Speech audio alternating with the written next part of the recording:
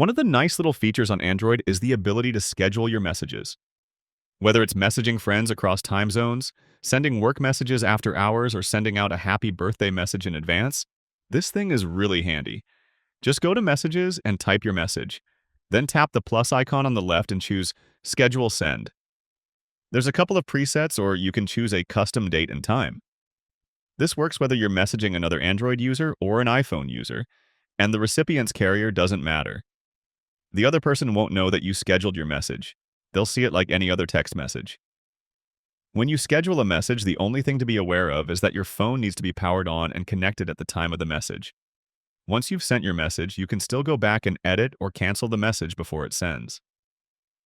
Time zones also matter. The message will always be sent based on your current time zone.